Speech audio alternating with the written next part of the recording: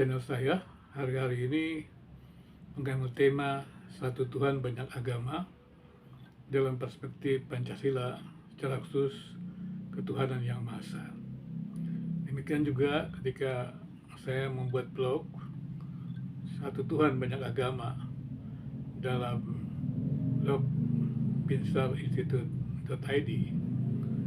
Di sana juga membuat banyak orang mungkin bertanya-tanya, mengapa saya menyatakan bahwa satu Tuhan banyak agama? Bukankah agama-agama itu berbeda? Dan agama-agama itu memiliki keunikannya. Saya sudah katakan bahwa saya sedang meninjau pandangan Pancasila atau menggali pandangan Pancasila terkait ketuhanan yang Maha Esa. Pengakuan Indonesia bukan negara agama, yaitu negara yang tidak menetapkan agama tertentu sebagai agama resmi, tetapi semua agama-agama itu memiliki posisi yang terhormat. Sehingga semua agama dalam Pancasila itu memiliki kedudukan yang sama.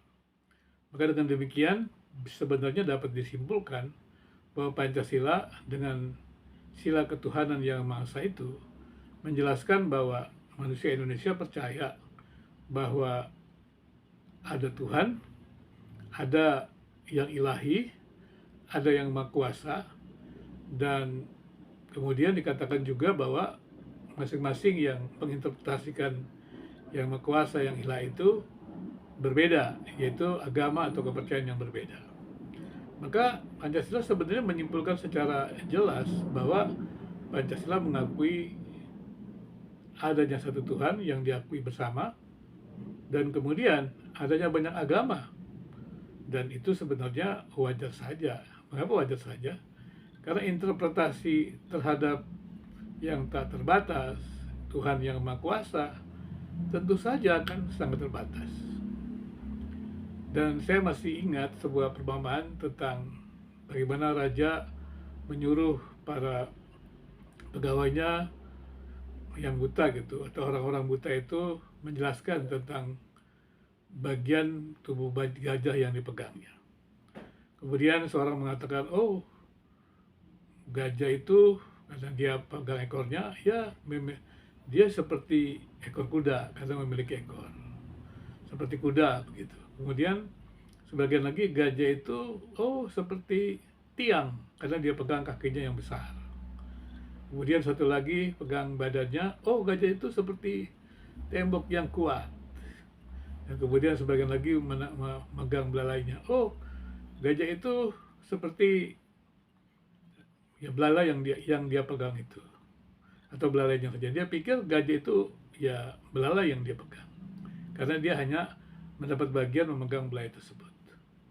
Itu artinya orang buta itu tidak bisa memegang atau melihat seluruh gajah itu, tapi dia bisa menyentuh bagian-bagian tubuh gajah, atau diberikan kesempatan oleh raja itu menyentuh bagian tubuh gajah, kemudian disuruh menjelaskan apa bagian yang disentuhnya terkait dengan gajah itu. Tentunya dia tidak tahu tentang gajah karena dia buta, tapi raja itu tahu bagaimana wujud gajah itu. Itu artinya adalah interpretasi manusia terhadap yang Maha Kuasa yang besar itu tidak bisa menjangkau keberadaan yang Maha Kuasa itu secara sempurna. Masing-masing agama hanya melihat secara bagian demi bagian. Tapi pengalaman iman itu benar. Pengalaman iman agama itu benar. Tapi pengalaman iman itu kemudian juga digeneralisasikan kepada yang seiman. Itu juga benar. Tapi jangan lupa bahwa tidak semua mengalami pengalaman iman yang sama. Maka itu ketika digeneralisasikan kepada semua, tidak bisa. Dan memang itu pengalaman subjektif. Meskipun dipaksakan objektif, diakui objektif, tetap saja itu subjektif dan tidak bisa digeneralisasikan. Dengan demikian, ketika Pancasila mengambil intisari apa yang dipercaya masyarakat Indonesia pada waktu itu, karena nilai-nilai Pancasila adalah nilai-nilai yang tinggal dalam sanubarinya masyarakat Indonesia. Itulah sebabnya masyarakat Indonesia tumbuh dengan toleransinya yang tinggi. Karena mereka mengakui keragaman, tapi dalam keragaman itu mereka tidak memaksakan keberbedaan itu atau menyeragamkan sehingga masing-masing boleh tetap berbeda, dan kemudian ada dasar bersama yang mengikat. Nah, dasar bersama itu, ataupun kita menyebutnya kata bersama lah begitu, yang menjadi landasan bersama itu adalah nilai-nilai Pancasila itu. Dan di dalam nilai Pancasila itulah kita bisa hidup bersama. Negara ini dibangun menjadi negara yang berlandaskan pada Pancasila. Dan Pancasila itulah yang menjiwai seluruh Undang-Undang Dasar 45. Maka dengan demikian harusnya kita juga melihat saudara-saudara sebangsa lain sebagai mana kita mengakui, mengikrarkan Pancasila, bahwa mereka juga punya hak yang sama, dan mereka juga tidak perlu kita pinggirkan. Bahkan dalam usaha-usaha membangun kebijakan publik bersama di negeri ini, semua kita bisa untuk bisa terlibat untuk memasukkan nilai-nilai yang sesuai dengan kepercayaan-kepercayaan kita, tapi dengan semangat inklusif tadi, yaitu semangat nilai-nilai bersama. Kalau kita belum bisa mencari titik temu dari nilai-nilai eksklusif, ya jangan dipaksakan. Tapi nilai-nilai eksklusif itu yang diakui objektif, yang diakui universal, itu boleh diupayakan bagaimana dijelaskannya dengan baik.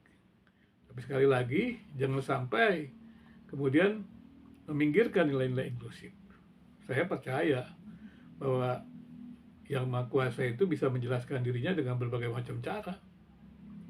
Yang Maha Kuasa itu bukan hanya menjelaskan dirinya dalam wahyu, tapi juga dalam diri kita sebagai ciptaan, dalam alam, dan semua nilai-nilai itu tidak ada yang lebih hebat, semuanya sama menunjuk kepada Yang Maha Kuasa. Kemudian kalau ada mengatakan lebih jelas, lebih baik, lebih sempurna, ya boleh-boleh saja. Tapi kan itu sebuah pengalaman subjektif, dan kita boleh saling menyaksikan. Tidak perlu mengklaim kita yang absolut. Nah, debat-debat agama yang mengklaim yang absolut itu meminggirkan yang lain, sebenarnya tidak tepat.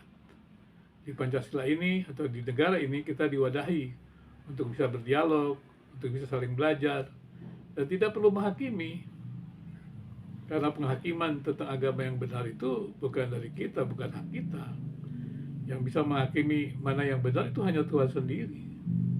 Tapi biarlah kita bersama-sama berdialog, membangun, menginterpretasikan Yang Maha Kuasa itu dengan lebih baik lagi, dengan lebih benar. Dan itu yang hanya bisa kita lakukan kalau kita bisa berdiskusi, bisa bekerja sama, bukan memaksakan atau merasa diri paling benar. Kiranya ya di negeri ini terus akan bertumbuh semangat toleransi yang tinggi, dan kemudian kita juga bisa membangun bangsa yang kuat. Dan mimpi masyarakat Indonesia negara adil dan makmur itu bisa kita kerjakan bersama-sama.